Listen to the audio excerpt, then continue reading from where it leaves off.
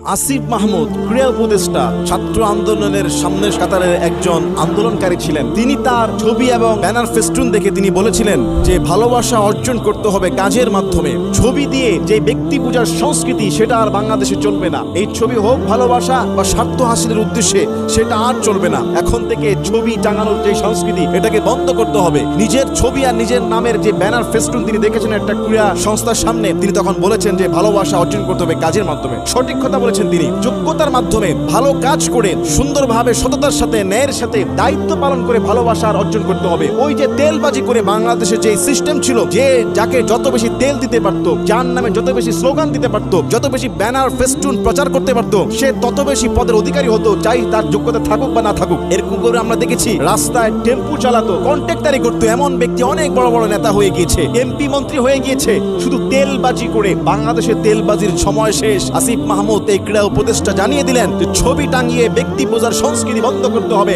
আর এই সংস্কৃতি চলবে না, এটা দ্বারা ফায়দা হাসিল আর চলবে না, বরং কাজের মাধ্যমে ভালোবাসা অর্জন করতে হবে। তিনি চমৎকার কথা বলেছেন। এবং আসিফ মাহমুদ উপদেষ্টা তিনি তার 1 মাসের বেতন প্রধান উপদেষ্টা ত্রাণ তহবিলে দিয়েছেন বন্যায় ক্ষতিগ্রস্ত ব্যক্তিদের জন্য। শুধু তিনি না, বাংলাদেশের অনেক সংস্থা, আমার জানা মতে যেমন রোব বাংলাদেশ, তাদের কর্মচারীদের 1 দিনের বেতন সম্পূর্ণ বন্যার্ত যারা রয়েছে ক্ষতিগ্রস্ত এদের জন্য দিয়ে দিয়েছে। বাংলাদেশ সেনাবাহিনী এবং বাংলাদেশ বর্ডার গার্ড যে বিজিবি রয়েছে, তারাও তাদের 1 দিনের বেতন স্যালারি সম্পূর্ণটা বন্যায় ক্ষতিগ্রস্তদের জন্য সহযোগিতা হিসেবে প্রধান যে উপদেষ্টা ত্রাণ তহবিলে দিয়েছে। আলহামদুলিল্লাহ, বাংলাদেশের যে যেখান থেকে পাচ্ছে সবাই কিন্তু সাদকা করতেছে। মান যাল্লাযী ইউকরিদুল্লাহ করদান হাসানান ফায়ুদাইফাহু লাহু আদআফান কাসীরা। আল্লাহ বলছেন যে তোমরা আমাকে ঋণ দাও, মানে আমাকে দাও, মানে গরিবদেরকে সাহায্য সহযোগিতা সদকা করো, আমি আল্লাহ তোমাদেরকে এটা বহু গুণে বাড়িয়ে দিব। সুবহানাল্লাহ। ইন তুবদুস সাদাকাতি ফানি'ম্মা হি ওয়া ইন তুখফুহা ওয়া তু'তুহাল ফুকারা ফাহুয়া খায়রুল লাকুম। আল্লাহ বলছে তোমরা যদি প্রকাশ্যে সাদকা করো তোমাদের জন্য উত্তম, যদি তোমরা গোপনে গরিবদেরকে দাও সেটা আরো বেশি উত্তম।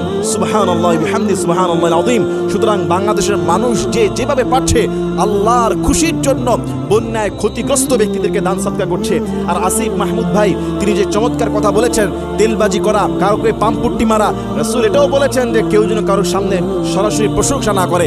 সামনাসামনি যদি কেউ প্রশংসা করে তার মুখে যেন মাটি মারা হয়, কেননা সামনাসামনি প্রশংসা করলে ব্যক্তির অন্তরে অহংকার চলে আসবে, ব্যক্তির ওই ভালো কাজটা নষ্ট হয়ে যেতে পারে, ক্ষতি হতে পারে। এই জন্য সামনাসামনি প্রশংসা নয়। বাংলাদেশের যে সিস্টেম ছিল তেলবাজি, পাম্পুট্টি এবং একে অপরকে তেল দিয়ে যে যেভাবে পারতো তাদের যেই পদ হাসিল করে নিত, আসিফ মাহমুদের কথা দ্বারা স্পষ্ট বোঝা যায় আগামীর বাংলাদেশ তরুণদের বাংলাদেশ, আগামীর বাংলাদেশ জনগণের বাংলাদেশ, আগামীর বাংলাদেশ প্রকৃত নেককার সৎ চরিত্রবান পরিশ্রমী ব্যক্তিদের বাংলাদেশ।